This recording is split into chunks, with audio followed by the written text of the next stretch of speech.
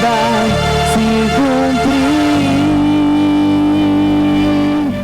Essa leitura se encontra em Gálatas 5, do 16 ao 26. Está aqui já. Leremos. Quero dizer a vocês o seguinte: deixem que o Espírito de Deus dirija a vida de vocês e não obedeça aos desejos da natureza humana. Congregação.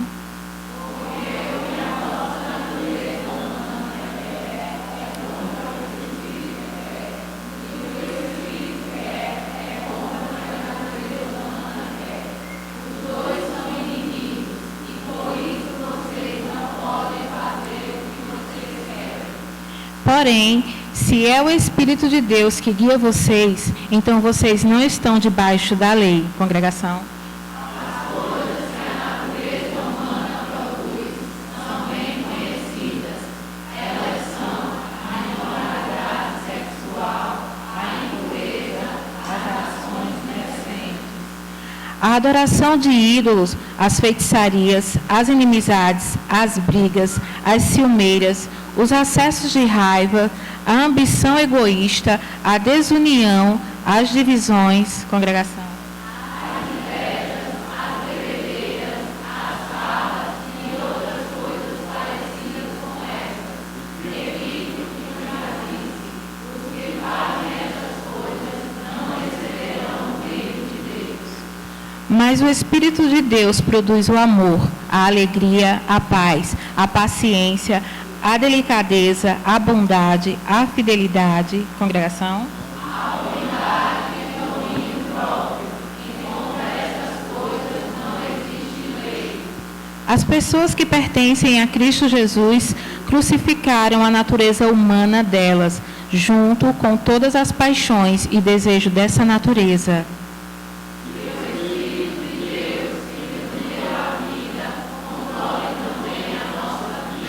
Todos, nós não devemos ser orgulhosos, nem provocar ninguém, nem ter inveja uns dos outros.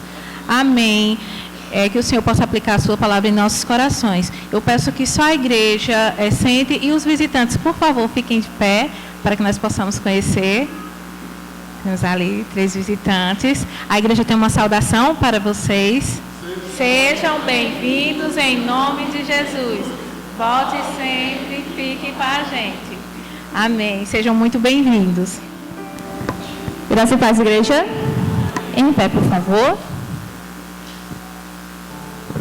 E assim oremos. Pai Celestial, Deus, já te agradecemos por esse momento, por essa noite, pela nossa igreja poder estar de portas abertas, por aprender sobre Ti, Deus, já a EBD a ter esse prezado momento, seja através dos louvores e logo mais através da palavra. Senhor, eu te apresento o irmão Giliardi em mais um ano de vida, que o Senhor possa o abençoar, que o Senhor possa o proteger, que o Senhor possa responder todas as questões, dúvidas e desejos do coração dele, que a tua vontade seja boa, perfeita e agradável, não só na vida dele, mas como na vida de toda a sua família, e que todas aquelas pessoas que se cruzarem com ele no decorrer desta semana, ou desta vida também, que possam ver a ti, que o irmão Giliardi cada vez mais se diminua, para que o Senhor possa crescer cada vez mais nele. Senhor, o Senhor possa abençoar ele hoje e sempre. E nós agradecemos por ter esse irmão, esse missionário em fé, juntamente com a gente servindo e apresentando o Senhor a todas aquelas pessoas que não te conhecem. Senhor, eu também te apresento os enfermos e lutados, as pessoas da nossa igreja que se encontram doentes, as pessoas da nossa igreja que se encontram lutadas porque perderam um ente querido. O Senhor sabe o que se passa no coração, a tristeza que assola, mas que o Senhor possa dar bálsamo, dar conforto, que o Senhor possa estar presente com elas, Senhor. Que elas saibam que o Senhor sabe o que faz, que o Senhor é o Deus de hoje, de amanhã e de sempre, que o Senhor não muda, Senhor. O Senhor possa estar nos hospitais, estar nos presídios, estar embaixo de pontes e afim, Senhor. Que o Senhor possa estar com aquelas pessoas que precisam de Ti, que o Senhor possa levar a Tua palavra, que o Senhor possa levar a Tua vida para elas, Senhor. Que elas venham se render a Ti, que elas venham Te conhecer, que elas venham ter esse desejo e que se elas sentem sede, que a Tua palavra, que só Tu, só o Teu nome possa saciar essa vontade, Senhor. A gente ora por essas pessoas, pelos missionários, por todas as pessoas que nesse momento se encontram perdidas de Ti. Que o Senhor possa, que Seu Espírito possa encontrar, que Seu Espírito possa tocar e que elas deixem de ser criaturas e passem a ser filhos, Senhor. Esses são os nossos pedidos de oração. Desde já eu te agradeço por esse momento. Amém. Santo eterno Deus e Pai, graças a Deus, Senhor, mais uma vez, está na tua casa, ó Pai. Obrigado, Senhor, pelos dízimos e ofertas que foi depositado na tua casa, ó Pai. Que seja para o sustento da tua obra, ó Pai. Tu possa abençoar cada um que ofertou, que dizimou. E aquele que tu pôde também trazer tudo nessa noite, ó Pai. Tu sabes, Senhor, o coração de cada um. Abre portas de empregos, abre negócios, Senhor. Toma direção dessas famílias aqui, Senhor. Cada família aqui representada, Senhor, durante essa semana. Te peço também, Senhor, pela mensagem que tu vai trazer para os nossos corações. Que possa, Pai, estar falando, Senhor. Que possa estar acalmando nossos corações para te escutar agora, Pai. Através do pastor Fernando, Senhor. Tu possa abençoar ele. Que ele possa trazer uma palavra tua para os nossos corações. Se eu te peço, eu agradeço. Em nome de Jesus, amém. Como eu sempre falo, né, nós falamos com o Senhor através dos nossos louvores, das nossas orações. E agora o Senhor falará conosco através da sua santa palavra. E se utilizará do seu servo, pastor Fernando Filho. Graça e paz, queridos. Tá bem bonito aqui, daqui de cima, os irmãos, que bom. Hoje, nós, após a reflexão, nós teremos celebração da ceia do Senhor, né? E quando nós temos culto, onde a celebração da ceia do Senhor, nós não temos aquela salinha onde as crianças saem. Isso é proposital, viu, queridos? Não é falta de professor, de gente, não. Eu tenho trabalhado com os irmãos a importância de toda a família celebrar o Senhor junto, cultuar a Deus. E as crianças fazem parte disso. Naturalmente, vai ter momentos que elas vão chorar, vão fazer barulho, mas é motivo de agradecer a Deus. Porque é triste, queridos irmãos, se a nossa igreja não tivesse crianças, né? E Deus está mandando. Então, é melhor ouvir, né, o choro, o grito de uma delas, do que fosse aquele silêncio triste, né? Alguém já disse que uma criança é a alegria da casa. Claro que Cristo é suficiente. Algumas pessoas não têm filhos e são felizes. Por quê? Porque tem contentamento, tem satisfação no Senhor.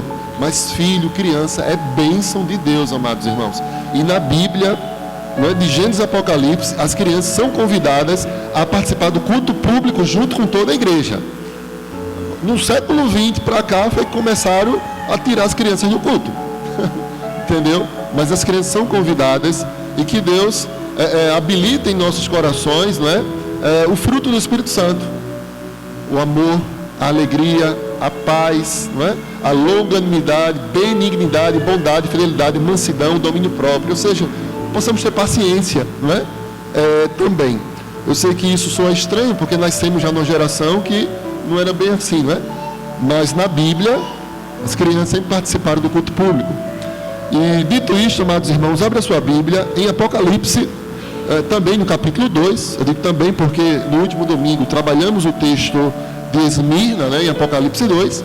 E hoje vamos trabalhar acerca da igreja de Pérgamo. Então, procurarei ser breve, mas eu peço que os irmãos sentados mesmo, mas com toda reverência, abra a Bíblia em Apocalipse capítulo 2, do verso 12 ao verso 17.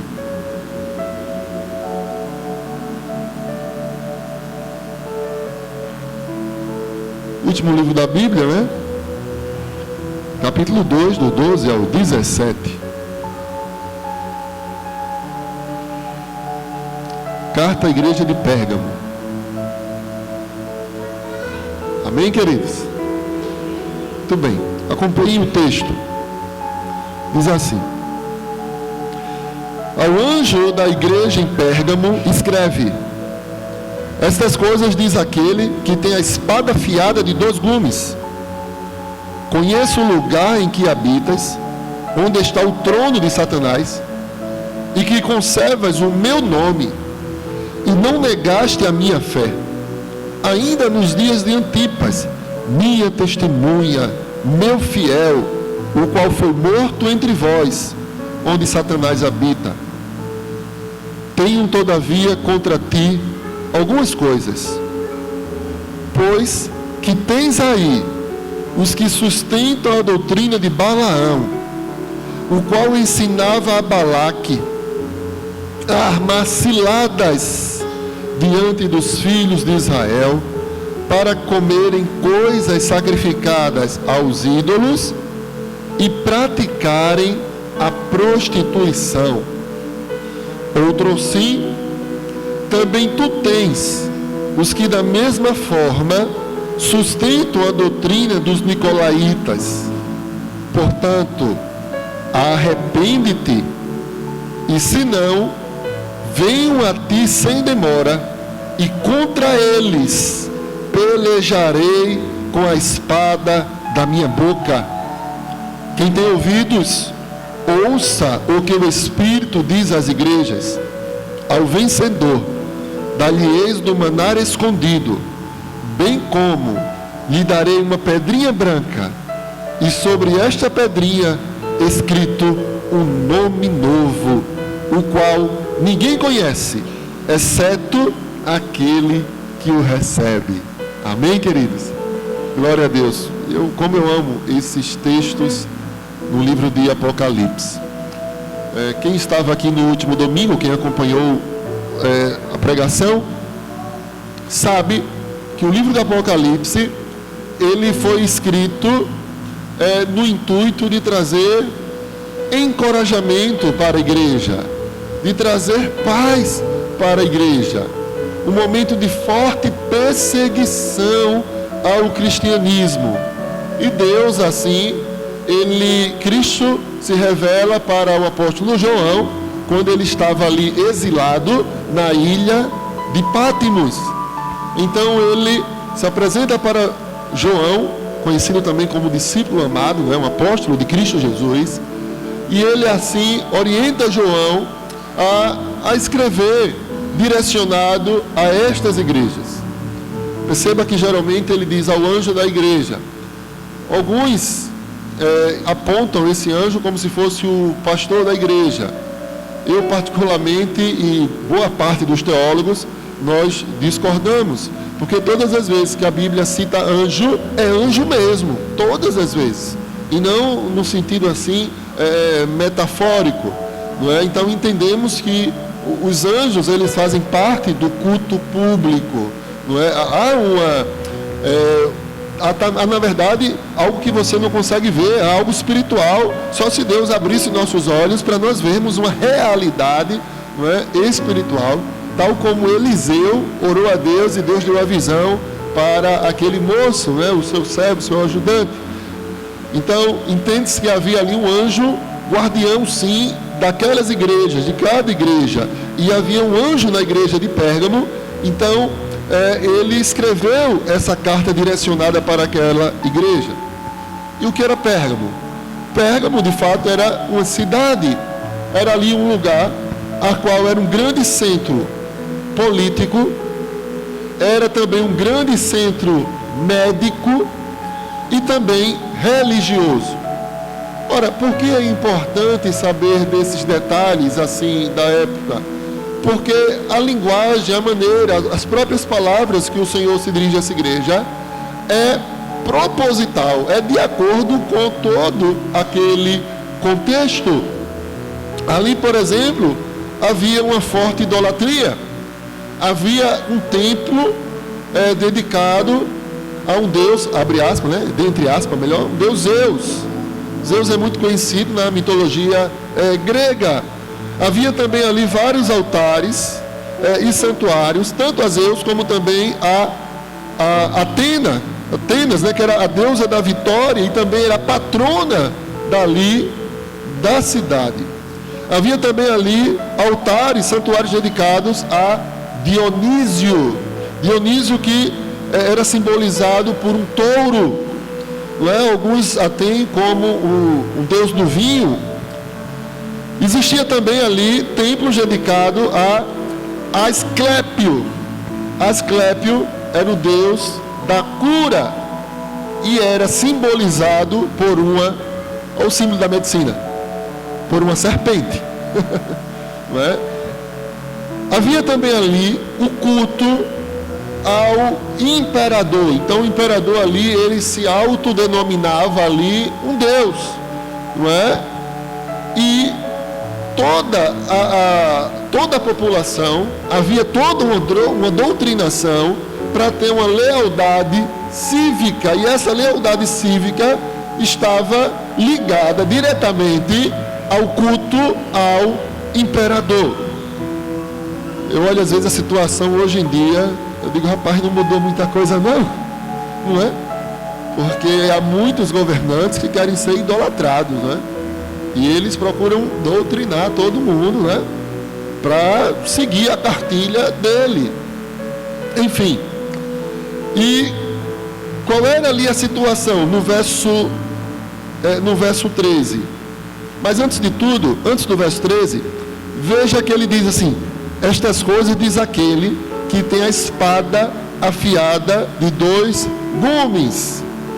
E ele usou esse texto, ou melhor, essa palavra, essa frase, espada afiada, de modo proposital, para ir de encontro justamente com o imperador ou com o procônsul daquela cidade, que geralmente ele usava a espada para castigar os seus oponentes, os seus opositores, para até matar com uma espada. Mas Deus está dizendo que, na verdade, quem tem a espada verdadeira de 2 gumes é Ele, e não aquelas autoridades ali locais. Enfim, agora sim no verso 13 diz: conhece o lugar de onde habitas. Então aqui, Jesus está dizendo que conhece a situação daquela igreja, a situação daqueles irmãos. E detalhe, aqui é o Cristo exaltado, porque Cristo ele já tinha se entregue numa cruz ali no Calvário, ele já havia ressuscitado, não é? E já ali ascendido aos céus. E o Cristo exaltado, ele conhece, e ele vai citar 3 coisas acerca daquela igreja. Ele vai citar que ele conhece o mundo pagão, no qual os irmãos estão ali inseridos. Ele vai citar que conhece o testemunho fiel daqueles irmãos. E ele vai citar justamente a perseverança daqueles irmãos debaixo daquela perseguição do Estado, sobretudo, não é? Sobre eles. A outra igreja que nós estudamos, a de Esmirna, percebe-se que era uma perseguição tanto estatal, como também dos próprios judeus, não é? Porque havia muitos judeus ali em Esmirna. Mas aqui é enfatizado a perseguição do Estado, do imperador, contra aqueles que não quisessem assim adorá-lo, não é? Ou se dobrar diante dele, se ajoelhar diante dele. Dito isto, veja que ele fala que sabe que naquele lugar está o trono de Satanás. Então ali ele está dizendo que Satanás de fato tem uma habitação, tem uma residência naquele lugar. Não é algo que ele passa por lá e sai, mas literalmente ele está ali constantemente naquela cidade. É como se Pérgamo fosse uma habitação especial de Satanás. Ou seja, o trono de Satanás estava naquele lugar. E por que Jesus usou essas palavras? Justamente porque ali havia o culto ao imperador, a um homem que era idolatrado em dinheiro, tinha tudo que ele gostaria de ter. Mas ali ele queria mais, ele queria ter seus súditos, ele queria ser adorado. E essa adoração ao imperador foi o que diretamente fez com que houvesse perseguições, provocou uma forte perseguição à igreja ali em Pérgamo, ali naquele lugar, porque ali era o centro de culto de toda a província da Ásia. E aqui eu já quero fazer uma aplicação, antes de passar para o segundo contexto dali. Queridos, veja que talvez em algum momento da vida a gente fique com aquele sentimento de autocomiseração. Sabe que sentimento é esse? É aquele sentimento de pena de si mesmo, como se ninguém conhecesse a tua situação, a tua história, o teu contexto. E talvez seja até verdade, talvez até as pessoas não conheçam, jamais vão ver com a profundidade necessária, mas o Deus Todo-Poderoso, que venceu a morte e que diz aqui que conhecia o contexto dos irmãos ali em Pérgamo, esse é o mesmo Deus que também conhece o seu contexto, que também conhece a sua situação. E isso faz toda a diferença na nossa vida. Então, é comum, uma vez que nós somos humanos, somos falhos, muitas vezes ter esse sentimento. Eu lembro que uma vez eu trabalhava para uma empresa de telecomunicações e trabalhava um carro com a escada em cima, escada pesada. Tenho até hoje. E às vezes eu sozinho, sem ajudante, estava diante de um grande problema, né? Resolver um problema de quilômetros muitas vezes. E eu me lembro de um dia eu trabalhando, final de semana, cansado, exausto. E eu terminei pisando ali em cocô de animal. Depois ainda subi na escada, me melei todo. Vê que situação. Querido, naquele momento eu chorei. Eu digo, meu Deus. Não é? Talvez você em algum momento se sentiu assim, não é? Claro que é apenas uma situação cômica. Talvez sua situação seja mais grave. E você vê que está sob forte perseguição, ou sendo muito tentado, ou muito provado. Mas, querido, você não está só. Deus está contemplando tudo. O Senhor jamais vai abandonar um servo seu. Por isso que Deus diz, eu conheço, eu sei, e o Senhor sabe da sua vida. Por isso que você deve ter contentamento no Senhor, satisfação no Senhor. Você não deve esperar uma compreensão maior de outras pessoas. Você deve se frustrar se esperar isso de homem ou de qualquer outra pessoa que você imaginar. Até da sua família, até dos seus, dos irmãos da igreja. Não! Tenha contentamento no Senhor. O Senhor é suficiente, Ele conhece a sua vida. Ele sabe do que você precisa. E Ele está disponível o tempo todo do teu lado para lhe fortalecer, para lhe fazer perseverar diante da provação, diante das tentações, diante das dificuldades adversas. Amém, queridos? Glória a Deus. A segunda área de conhecimento de Cristo focaliza-se na fidelidade dos crentes ali de Pérgamo. Porque mesmo diante da perseguição, eles estavam perseverando, eles não estavam cometendo apostasia. Porque tem gente que diante da perseguição, a pessoa entrega os pontos, a pessoa deserta, a pessoa sai da igreja, a pessoa vai para o mundo. As pessoas fazem isso muitas vezes. Mas aqueles crentes não. Até então Jesus disse que conhece o testemunho deles, que eles de fato perseveram. Como diz aqui no verso 13, não negastes a minha fé, você está conservando o meu nome. Eu sei que você está ali, no trono de Satanás ali, o centro dele ali, mas vocês não negam o meu nome. Então, Jesus conhece a perseverança, a firmeza daqueles crentes, não é? Os crentes se apegaram firmes ao nome de Jesus e não largaram, mesmo diante da provação, não é? E a terceira área de conhecimento é que, de fato, tem a expressão aqui sobre Antipas. Ele diz assim, ainda nos dias de Antipas, minha testemunha, meu fiel, o qual foi morto entre vós, onde Satanás habita. Então, ele mostra que os crentes poderiam até serem mortos, mas até nessa adversidade, eles são fiéis. Não é? Então são mais detalhes na recusa de negar a Cristo, não é? Então há uma tradição que diz que Antipas, ele foi posto dentro de um bezerro de bronze e ali ele foi assado vivo, né? Foi assado até a morte. Já pensou?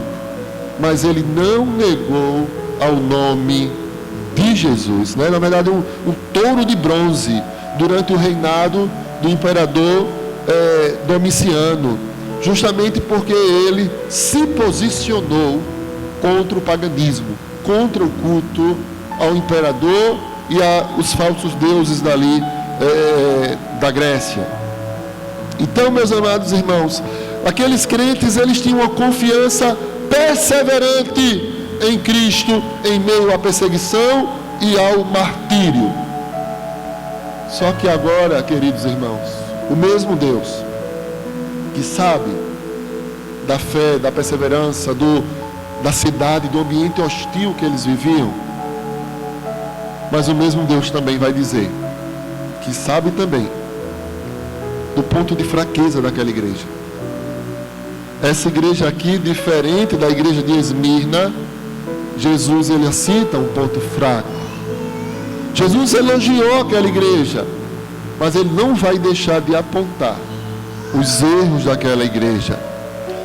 Queridos irmãos, os versículos 14 e 15, Jesus diz: tenho todavia contra ti algumas coisas, porque você tem aí no meio da igreja aqueles que sustentam a doutrina de Balaão. Aí ele vai, adianta, né? E o verso 15 diz: outro sim também tu tens, os que da mesma forma sustentam a doutrina dos nicolaítas. Então, dentro da igreja havia falsos mestres. Então, qual era o problema daquela igreja? É que eles encaravam bem os problemas externos, os desafios externos, mas eles tinham um problema grave interno. No meio da igreja, toda a igreja estava em perigo. Tem uma história que todo mundo conhece, não é? Que é a história aí de Troia, né? E todo mundo conhece o cavalo de Troia, né? Porque aí os gregos se levantaram contra os troianos, mas os troianos tinham uma fortaleza, né? E eles, até então, estavam ali firmes. Aí foi o que os gregos fizeram: vamos dar um presente para eles, dizer que a gente se rende ao Deus dele, né? A Apolo, a quem for. E aí, dentro do cavalo, tinha um monte de guerreiros, né? De soldados, não é? E aí, queridos, os troianos, bestas, né? Fazendo festa, aceitamos o presente, entrou. Quando foi depois de um momento propício, né? No momento estava todo mundo desprevenido, os soldados saem de dentro do cavalo, e ali foi o fim de Troia, não é? Então houve ali uma destruição de dentro para fora, né? De dentro para fora. Esse é o principal problema. Inclusive hoje na igreja do mundo todo, o principal problema não é externo, mas é interno, é dentro da igreja. A palavra disse: tens em teu meio. Então havia membros naquela igreja que eles haviam caído no movimento dos nicolaítas e a doutrina de Balaão. E o que é que esses movimentos têm em comum? Idolatria, bem como imoralidade sexual. Idolatria e imoralidade são entrelaçados, porque a própria imoralidade, os pecados sexuais, eles são idolatria. É como se fosse um Deus. Então as pessoas, por exemplo, não conseguem muitas vezes se desvincular ou largar. Então, e cadê o poder de Deus então, né? Deus não é suficiente na vida das pessoas. Então, Cristo ele se levanta contra isso, porque a igreja estava fazendo vista grossa, ou estava normalizando a imoralidade e a idolatria. E Balaão, ele foi um profeta gentil que foi consultado por Balaque, né? Um inimigo do povo de Israel, que era o rei dos Moabitas, né? E ali Balaão foi contratado para lançar maldição sobre Israel, mas Deus não permitiu. Em vez de lançar maldição, ele terminou lançando bênção, né? Teve que abençoar o povo. Só que aí depois teve a estratégia de misturar o povo de Israel com as mulheres estrangeiras. E ali houve o quê? Imoralidade, não é? Eu tive uma professora no seminário teológico, irmã Enivaldo, uma grande mestra, e ela sempre falou para os alunos, né, para os pastores, para todos ali: olha, tenha cuidado com 3 barras, né? Ela dizia, né? a barra de carne, né, da língua, né, cuidado com o que fala, né? Dizia também a barra que apontava para o dinheiro, né, tem que cuidar com o dinheiro, e a barra de saia, muito cuidado, porque isso destrói ministérios, mas isso é para todo mundo, não é? Então, as pessoas têm uma facilidade grande de destruir as suas vidas, de acabar com as suas vidas, de se afastar de Deus por conta de imoralidade no âmbito sexual. Isso é terrível. Então, era uma seita de Balaão ali. Então, Balaão e esse termo nicolaíta trata-se de um único e igual conjunto de doutrinas, não é, que Deus abominava. Era, na verdade, falando de idolatria e imoralidade. E a igreja estava deixando isso de boa. Mas aí, queridos, Cristo, ele combate isso. Não devemos nos enganar, porque a promiscuidade é algo que Deus abomina e também é uma idolatria. E aí, qual é a solução? Verso 16. Qual é a solução, pastor?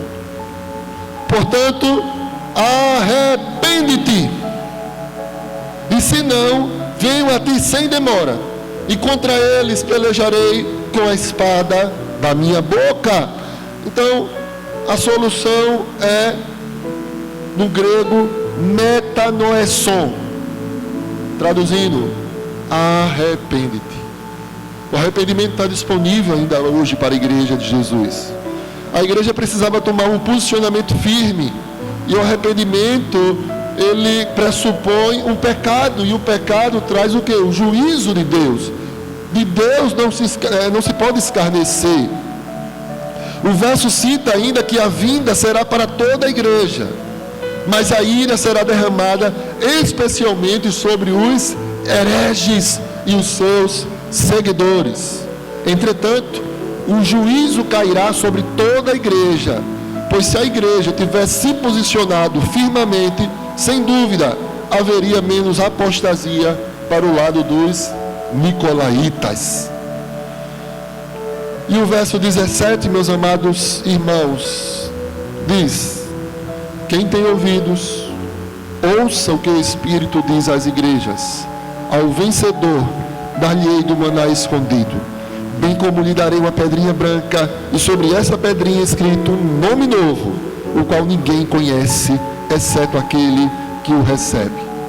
O que a gente aprende com esse último verso? Primeiro que urge que possamos ouvir o que o Espírito está falando para a igreja, e ouvir, né, como alguém já disse, né, como nossos pais, quando a gente era criança, dizem: eu estou falando, entra por um ouvido e sai pelo outro. Já viram isso? Você fala, né? Ou então, está com um ouvido de mercador, não sei nem explicar isso, mas o pessoal fala, né? É um ouvido de mercador. Mas o ouvir implica em obedecer. Antes disso ele falou: arrepende-te. E o arrependimento, ele é genuíno quando há uma mudança de vida. Cristo nos chama nesta noite ao arrependimento. Ele nos chama à mudança de vida, amados irmãos. Não estamos só vendo uma história de 2000 anos atrás, mas é o Espírito Santo falando com a igreja ainda hoje. É algo aplicável às nossas vidas, aos nossos corações. Os crentes devem se arrepender, devem começar a repreender os falsos mestres e os seus seguidores. Aqueles que responderem dessa forma, eles se tornarão vencedores. Vão vencer mediante a obediência, mediante a perseverança durante as perseguições, conforme Pérgamo também vivenciou. Depois ele cita o maná escondido. Ele diz: o vencedor dar-lhe-ei do maná escondido. Ou seja, quem vencer a pressão do culto ao imperador, quem vencer aos falsos mestres que estavam ali em seu meio, esses receberão a comida espiritual como um antegosto, digamos assim, né, do maná celestial que vamos vivenciar ali no juízo final, na derrota do mal, né, no escatom, não é, que é a doutrina, a escatologia, a doutrina dos últimos dias. Então ali há uma promessa de algo prévio, né? Ali um antegosto do maná. Queridos irmãos, como é maravilhoso você estar em paz com Jesus. O mundo todo está aí se acabando. Você está em paz com Deus. Como é maravilhoso. Queridos irmãos, terrível é você viver distante do Senhor. Pessoa viver uma prática que Cristo já repreendeu. Cristo já falou que não dá, já tocou no coração. E as pessoas procuram subterfúgios, ficam enganando a si próprio, mas é perdido e é terrível viver desse jeito, amados irmãos. Agora, ele fala também de uma pedra branca.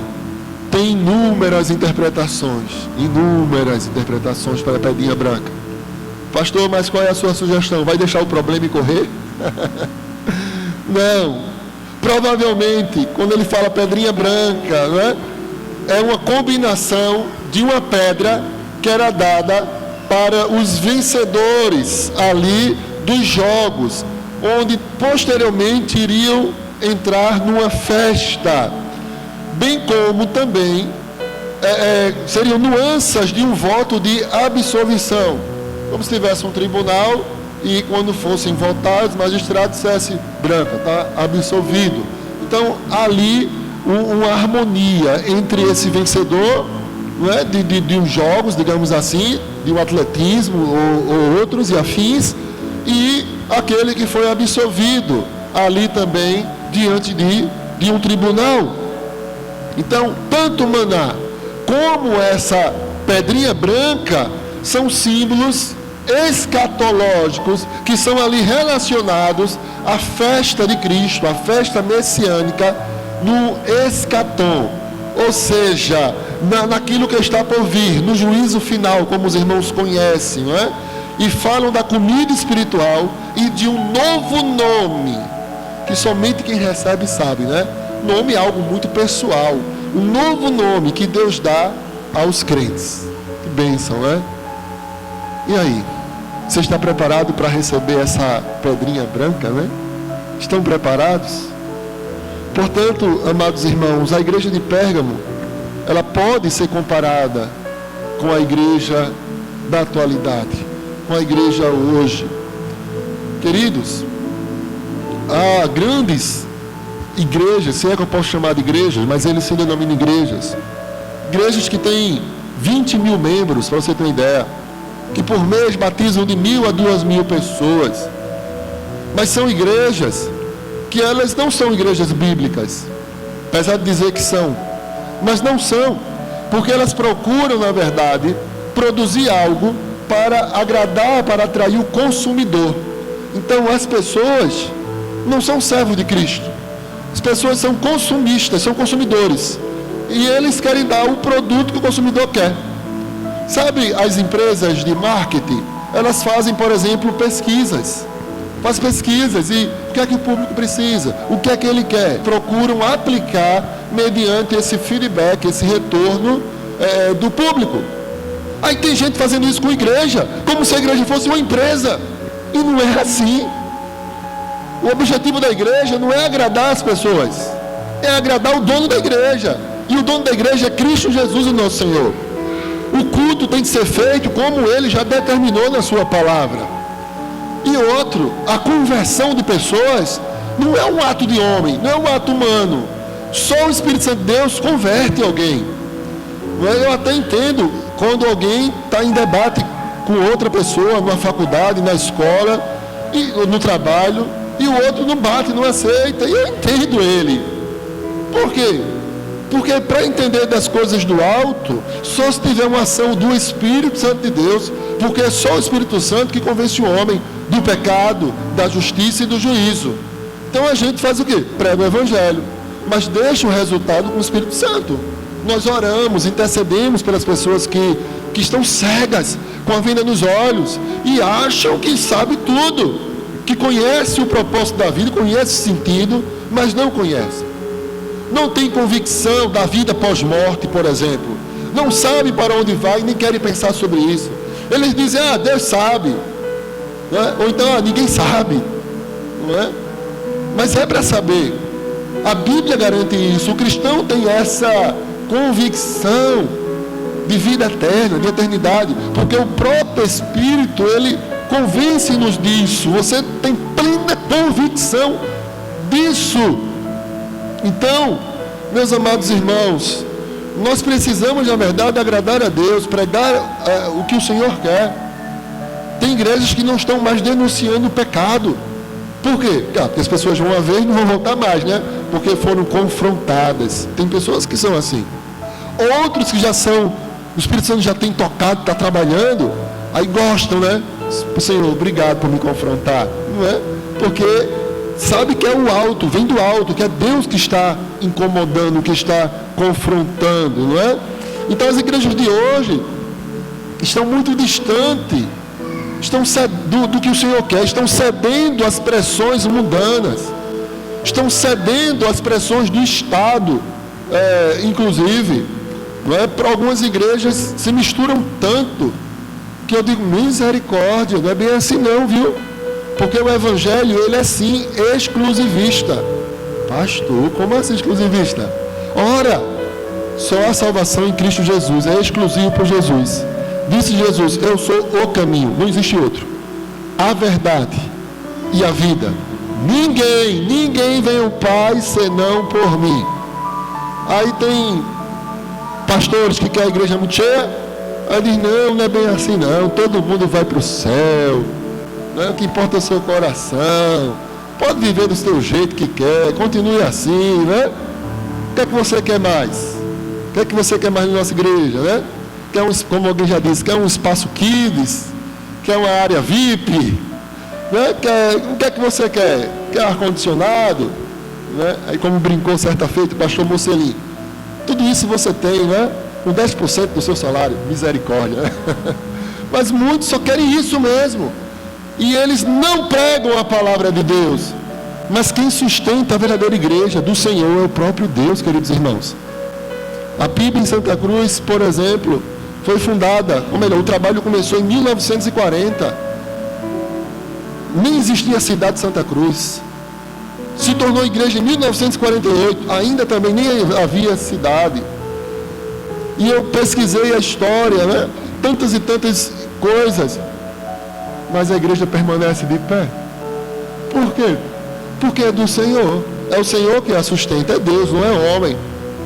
Entendeu, amados irmãos? Por isso, que possamos ir de encontro aos falsos mestres, às falsas doutrinas. Que possamos, de fato, amados irmãos, buscar a verdadeira teologia que agrada a Deus e não a religião do bem-estar. Eu quero me sentir bem no meu pecado. Não, jamais. A palavra nos confronta. Devemos treinar mestres, pregadores, que tornem a verdade bíblica, teológica, torne ela empolgante, porque de fato é bênção de Deus, a verdadeira palavra do Senhor. E por fim, aquilo que Deus pediu de Pérgamo, devemos também fazer. Arrepende-te. Precisamos nos arrepender e fomentar vencedores, como diz a palavra, tanto quanto precisava a igreja de Pérgamo. Que nesta noite, queridos irmãos, possamos nos arrepender. Amém, queridos? Glória a Deus. Eu quero convidar os diáconos presentes. Nós vamos celebrar a mesa, a ceia do Senhor, não é? Eu queria já dar uma orientação, dizer que os irmãos fiquem em paz, não fiquem constrangidos.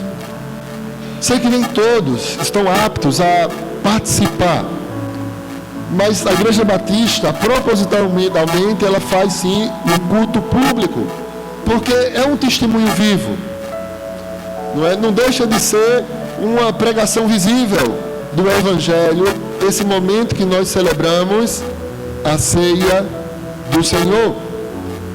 Nós orientamos que apenas os crentes batizados possam participar, ainda que seja de uma outra denominação, mas você é convidado a participar.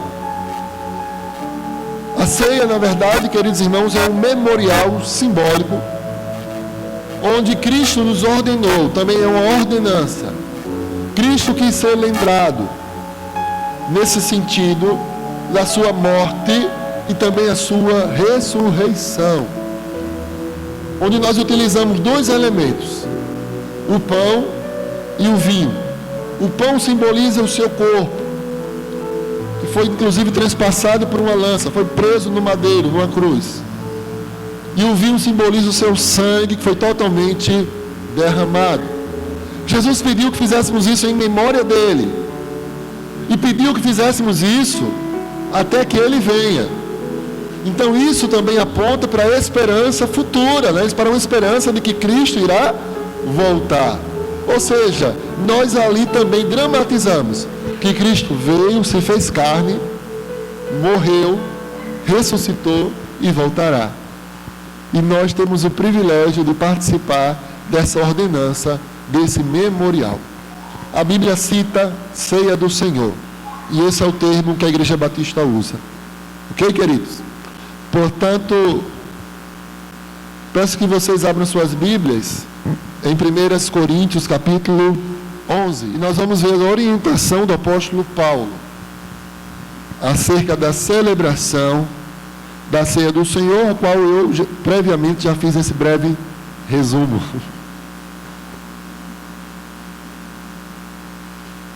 1 Coríntios capítulo 11. A partir do verso 23. Porque eu recebi do Senhor que também vos entreguei, que o Senhor Jesus, na noite que foi traído, tomou o pão, e tendo dado graças, o partiu e disse: isto é o meu corpo, que é dado por vós, fazei isto em memória de mim. Por semelhante modo, depois de haver ceado, tomou também o cálice, dizendo: este cálice é a nova aliança no meu sangue. Fazei isto todas as vezes que o beberdes, em memória de mim. Porque todas as vezes que comerdes este pão e beberdes o cálice, anunciais a morte do Senhor até que ele venha. Por isso, aquele que comer o pão e beber o cálice do Senhor indignamente, será réu do corpo e do sangue do Senhor. Examine-se, pois, o homem a si mesmo, e assim coma do pão e beba do cálice. Pois quem come e bebe sem discernir o corpo, come e bebe juízo para si. Eis a razão, porque há entre vós muitos fracos e doentes, e não poucos que dormem. Pois se nós julgássemos a nós mesmos, não seríamos julgados. Mas quando julgados, somos disciplinados pelo Senhor, para não sermos condenados com o mundo. Assim, pois, irmãos meus, quando vos reúnes para comer, esperai uns pelos outros. Se alguém tem fome, coma em casa, a fim de não vos reunires para juízo. Quanto às demais coisas, eu ordenarei quando for ter convosco. O apóstolo Paulo está tirando várias dúvidas da igreja de Deus em Corinto. Uma igreja que deu muito trabalho para Paulo. Paulo se dirigiu àquela igreja como uma igreja carnal, inclusive, ou como meninos na fé. Mas agora ele orienta. Então, por isso que temos aqui o vinho e um pedacinho de pão. E o vinho é bem pouquinho. E esse não tem álcool, tá bom? Então você pode dirigir. Bem pouquinho. E é por isso que a gente espera uns pelos outros. É todo mundo junto. Então os diáconos vão distribuir os elementos e você espera. Tá certo? Você quem? Você que é batizado nas águas. Você que está em comunhão com a sua igreja. Está em comunhão com seus irmãos. E você que se arrepende dos seus pecados. Porque ele diz: examine-se a si mesmo. Examinou, arrependeu, confessou, participe. Coma do pão e beba do cálice. Ele não disse você examinar e parar. Inclusive, é uma boa oportunidade de você definitivamente dizer não para o pecado. Não e acabou. Maravilhoso Deus, nosso Pai. Louvado e exaltado seja o teu nome. Mais uma vez te agradecemos por esse momento. Consagramos ao Senhor esses elementos, ó Pai. O pão e o vinho. Não é algo qualquer, mas é uma obediência à tua ordem, ó Pai. Estamos aqui reunidos em teu nome para celebrarmos a ceia do Senhor. Em nome de Jesus, Deus, perdoa-nos os pecados. Perdoa os nossos pecados. E nos ajuda, Pai, a de fato jamais voltar a cometê-los, Senhor. Nos fortalece o teu povo, como o Senhor Jesus nos ensinou. Não deixei-nos cair em tentação, mas livrai-nos do mal. Portanto, livra-nos do mal, nos fortalece em meio às tentações, as provações. Purifica a tua igreja, purifica o teu povo, vem nos encher do Senhor, faze-nos perseverar. O Senhor conhece o coração de cada um que aqui está, a intimidade de cada um. Faça a mudança que precisamos, ó Deus. Portanto, Pai, nos abençoa, continue nos abençoando nesta noite. Assim oramos em nome de Jesus. Amém. Seja bendito o Cordeiro que na cruz por nós padeceu. Seja bendito o seu sangue que por nós pecadores verteu. Eis neste sangue lavados, com roupas que tão alvas são, os pecadores remidos que perante seu Deus hoje estão.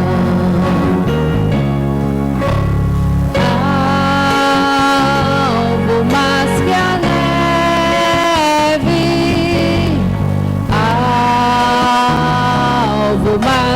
neve, se neste sangue lavado, mais alves que a neve serei.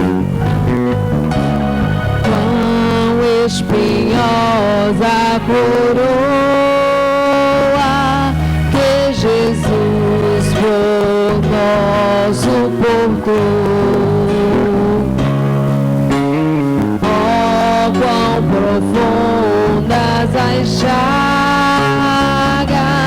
que nos provam o quanto me amou. Eis nessas chagas pureza para o mais torpe pecador, pois tem mais alvos que a neve, o teu sangue nos torna Senhor.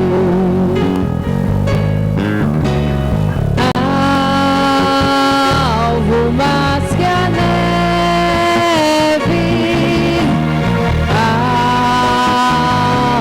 mais que a neve, se neste sangue lavado, mais alvo que a neve serei.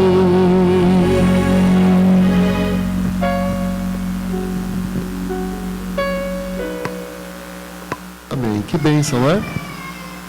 Vamos ficar de pé mais uma vez? Eu vou fazer a leitura do verso 23, iremos comer do pão.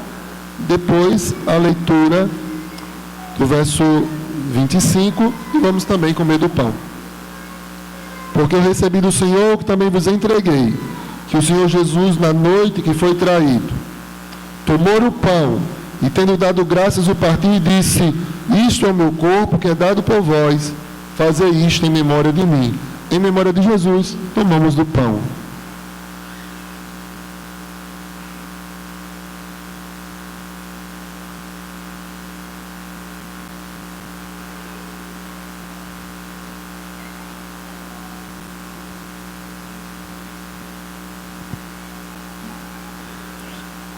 Por semelhante modo, depois de haver ceado, tomou também um cálice, dizendo: este cálice é a nova aliança no meu sangue.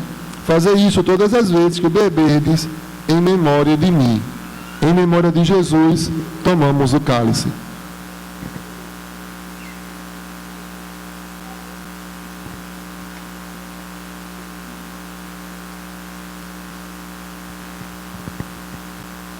Amém. Nós vamos, ao som de um hino, os diáconos vão fazer a retirada, o recolhimento dos cálices. Os irmãos podem se sentar mais uma vez. Sangue que Jesus verteu é divino e eficaz. Este sangue ao coração, força, amor e vida traz. Este sangue ao coração, força, amor e vida traz. Vem Jesus abençoar, enche-me de ti, Senhor, pois almejo te servir e te honrar, meu Salvador, pois almejo te servir e te honrar, meu Salvador. Agora os irmãos fiquem atentos aos avisos nessa semana. Terça-feira, culto de oração e doutrina, lá no segundo templo, às 19h30. Os irmãos, temos cultos de oração e doutrina nos dois templos, lá no segundo e aqui no primeiro, na quarta-feira. Então, os irmãos que não vierem para cá na quarta-feira, podem estar indo lá na terça-feira. E os que não forem na terça-feira, estejam aqui às quartas-feiras. E na quarta, como já havia dito, culto de oração e doutrina aqui nesse templo também às 19h30. No domingo temos EBD às 19 horas e logo após esse culto aqui que estamos tendo essa noite, às 18 horas. E gostaria de convidar a irmã Joara para estar dando um aviso. Graça e paz, igreja. Meu aviso é sobre sábado, de 7 da noite, nós teremos capacitação para as professoras dos 2 ministérios infantis, tá bom? As irmãs que porventura não poderão estar, como será o caso da irmã Carla, que vai estar fazendo o radical, nós vamos marcar posteriormente uma nova capacitação para elas, tá bom? E queria pedir também que a MCM, após o culto, esperasse para a gente dar uma olhada em umas camisas que a irmã Nega trouxe, tá bom? Agradeço a atenção, fiquem na paz. O grupo de evangelismo estará lá no ponto do 1011, é o ponto de encontro, e estarão fazendo o evangelismo no próximo domingo. Os irmãos que sentiram o desejo de estar evangelizando, falando do Senhor, aquilo que o Senhor... Porque evangelizar, eu aprendi assim, que é assim, é um mendigo encontrando o pão, falando para outros, né, onde encontrou aquele pão. Então, que nós possamos espalhar o amor de Cristo através do Evangelho.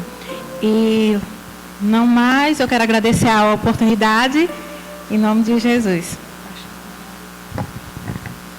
Eu também queria dizer que estou já fazendo um discipulado com as pessoas que querem ser membros da igreja ou se batizarem. Então, hoje começamos às 9 horas da manhã. Então, todos os domingos, às 9 da manhã, tem algumas pessoas que estão matriculadas nesse discipulado. Se alguém ainda não está matriculada, me procure, e assim desejar, né? É todos os domingos de 9 às 10h30 da manhã. Hoje todas as pessoas vieram, foi uma bênção, gostei muito, foi uma bênção, tá bom? Alguém tem outro aviso? Os irmãos? Não, né? Então, vamos ficar de pé e nós vamos orar e após a oração terminar com o hino Somos Luz pelo Laço do Amor, não é isso? Eu queria só uma conversa com as secretárias da igreja. Não vá embora sem falar comigo, vocês duas, tá bom? Ok. Oremos. Pai, muito obrigado, ó Deus, por tudo que aconteceu. Passa tão rápido, Pai. É tão bom participar do culto público com o Teu povo. Que o Senhor continue dirigindo nossas vidas. Nos dá uma semana abençoada na Tua presença, ó Pai. Que a cada dia que se passe, possamos crescer mais espiritualmente, ser mais parecido contigo. que o Senhor possa nos mostrar qual área da nossa vida precisamos ainda nos arrepender. Será que tem alguma área da nossa vida que o Senhor não é soberano, que o Senhor não reina? Ó Deus, tem misericórdia de nós. Tira de nós tudo aquilo que não te agrada, ó Pai. Que possamos estar no centro da Tua vontade, ó Deus. Ó Deus, traz libertação para aqueles que precisam. Traz cura para aqueles que precisam. Sobretudo a cura espiritual. Também intercedemos, ó Deus, por cada enfermo da Tua igreja, ou ente querido nosso. O Senhor sabe de todas as coisas. Te suplicamos pelas gestantes. Te suplico pela vida da irmã Karina, que o Senhor seja para com ela, até o momento do parto, que será daqui uns dias, será em breve. Mas que em cada momento o Senhor esteja com ela, ela sinta a Tua presença, e que em breve possamos conhecer aquela princesinha Liz, ó Pai, que desde já é Tua, Pai. Também intercedo pela minha esposa, irmã Joara, e bem como para com o Judá, ó Pai. Seja com cada momento, cada etapa, até o dia do parto, Senhor Deus, que tudo corra bem para a honra e para a glória do Teu nome. Seja também com a irmã Marília, ó Pai, esteja abençoando a sua gestação, ó Deus, e mais um servo Teu que está a caminho. Te suplico ainda por outras que talvez estejam esperando bebê, e eu não tenho conhecimento, mas o Senhor sabe, uma vez que é o Senhor que dá filhos. Se acharmos graça diante do Senhor, até porque o Senhor sabe do futuro, o Senhor sabe o que é melhor para nós, mas que o Senhor possa mandar mais bebês para o Teu povo, ó Pai. Manda filhos, Senhor Deus. Sabemos que o Senhor manda filhos e o Senhor também nos dá a provisão. Ó Deus, abençoa todo o Teu povo. E seja inclusive com aqueles que estão fracos na fé e aqueles que deliberadamente optaram por não estar aqui. Tenha misericórdia das suas vidas, ó Pai. Toca no seu coração. Tudo isso nós te suplicamos e agradecemos. No nome de Jesus. Amém. Que a graça do Senhor Jesus, o amor de Deus e a comunhão do Espírito Santo seja com todo o povo de Deus, hoje e sempre. Amém. Vamos cantar de pé? E após o cântico, né? Termina a oração silenciosa e com a confraternização entre os irmãos, né? Vamos para cá? Somos um pelos laços do amor. Nosso espírito se une ao Espírito de Deus. Somos um pelos laços do amor. Somos um pelos laços do amor. Somos um pelos laços do amor. De mãos dadas mostraremos que nós somos do Senhor. Somos um pelos laços do amor. Somos um pelos laços do amor. Somos um pelos laços do amor. Nosso espírito se une ao Espírito de Deus. Somos um pelos laços do amor. Somos um pelos laços do amor. Somos um pelos laços do amor. De mão dadas mostraremos que nós somos o Senhor. Somos um pelos laços do amor. Amém. Deus abençoe sua vida. Coração silencioso, o culto está encerrado. Obrigado a todos, obrigado à banda. Obrigado, irmãos. Deus te abençoe.